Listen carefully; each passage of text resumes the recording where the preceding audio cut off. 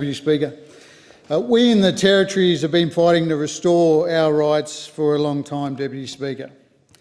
For a quarter of a century we've been barred from fully enjoying the same democratic rights as Australians living in the States.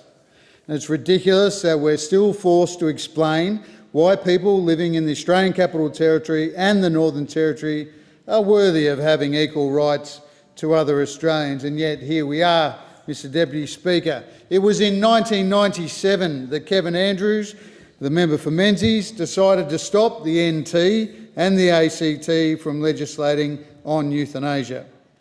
And there's still quite a bit of anger today in the Territory about the passing of that Andrews bill. This recent front page from the NT News says it all, and I quote, "Give us back our rights." The Northern Territory was the first jurisdiction in the world to legislate for euthanasia. For 9 months, the Rights of the Terminally Ill Act was law, during which time 4 people chose to die with medical assistance.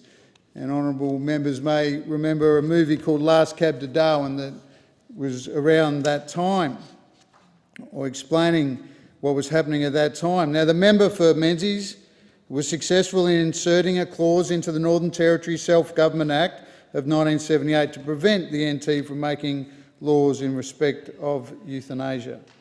The vast majority of Territorians would like to see that clause overturned.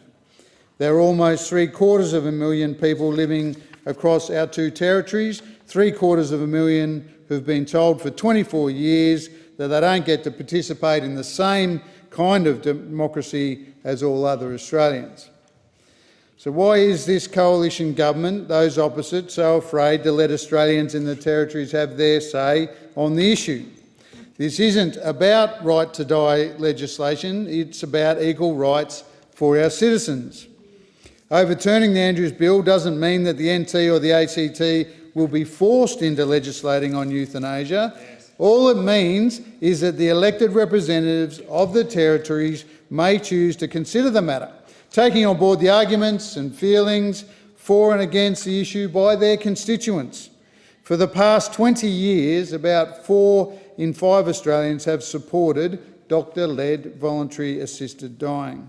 The public mood has shifted to the point where it has now been legalised in Victoria and WA, rejected by New South Wales and SA, and is being considered by Queensland and Tasmania.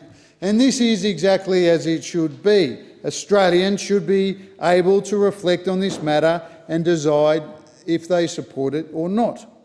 Now, 3 years ago, my colleague and friend Andrew Lee, the member for Fenner, and I brought forward a bill to restore the rights of the Territories.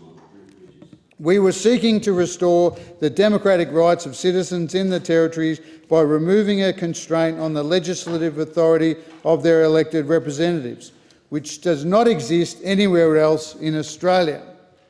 And I want to put on the record my thanks for all the elected members, at least on our side, that supported that movement for this change. However, the government blocked debate on that bill. They did the same thing the previous term. Now, senators in this place have been debating and voting on related legislation, but those of us on this side of the building in the House of Representatives have been prevented from expressing our views. Australians deserve a government that will consider such matters in a mature and considered way, no matter where they live. Those opposite must explain to all Australians, and to Territorians in particular, why they are viewed as second-class citizens in our nation.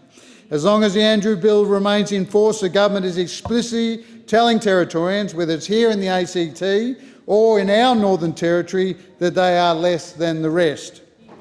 This government is telling Territorians that their rights are not important. This government is telling all Australians that discrimination of this sort against certain groups of its own citizens is acceptable, and I don't think that stands up in the court of public opinion, Madam Deputy Speaker. The government must immediately commit to overturning the Andrews Bill and must send a clear message to Territorians that it hears their concerns and values them equally to all other Australian citizens. Thanks very much, Madam Deputy Speaker.